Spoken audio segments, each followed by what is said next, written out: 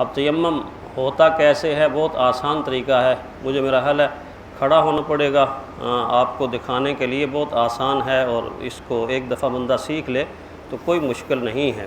بس اس کا آسان طریقہ یہ ہے کہ جو چیزیں گنوائی ہیں، زمین ہے، پتھر ہے، دیوار ہے، کسی بھی چیز کے اوپر آپ نے صرف 2 مرتبہ ہاتھ مارنے ہیں۔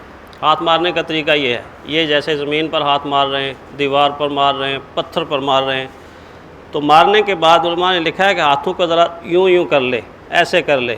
ایسا کرنے کا فائدہ کیا ہے کہ اگر ہاتھوں میں زیادہ مٹی لگی ہوئی ہے تو وہ جھڑ جائے گی، چہرے پہ اور بازوؤں پہ مٹی نہیں لگے گی بلکہ وہ جھڑ جائے گی، زیادہ فالتو مٹی۔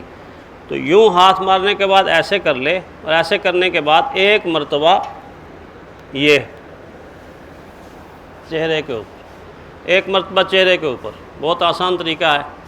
اب پھر دوبارہ اس طرح کریں گے، مٹی ایسے کر کے اب دوبارہ جو مسح کرنا ہے وہ بازوؤں اور ہاتھوں کا کرنا ہے۔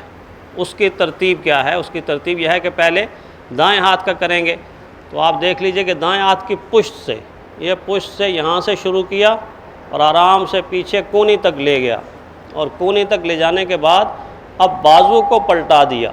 بازو کو جب پلٹا دیا تو اب یہی ہاتھ دوبارہ آہستہ آہستہ کرتے کرتے یہاں کلائی تک لے آیا، تو یہ ایک بازو کا تیمم ہو گیا۔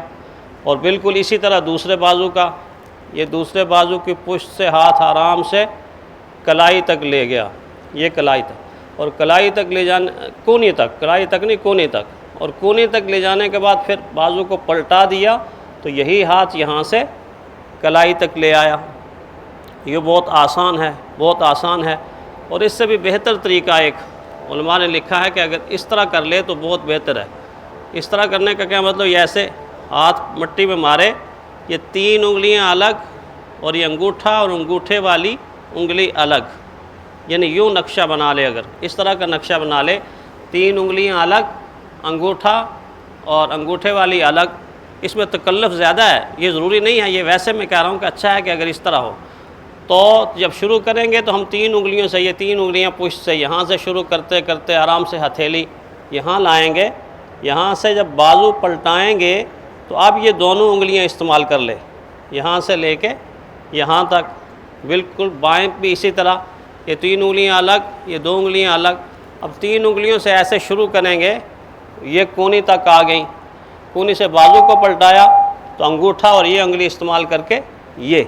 لیکن اس میں تھوڑی سی سمجھنے میں مشکل ہوتی ہے، آسان اور سادہ طریقہ یہی ہے کہ آپ یوں ایک بازو کو، ہاتھ کو یوں رکھیں ہتھیلی سے اور یہاں تک لے جائیں کونی تک، کونی سے بازو کو پلٹا لیں اور بازو کو پلٹانے کے بعد یہ ہاتھ کلائی تک لے آئیں۔ بالکل سیم یہی، ادھر سے یہاں سے کونی تک بازو کو پلٹایا اور پھر یہاں سے کلائی تک لے آیا۔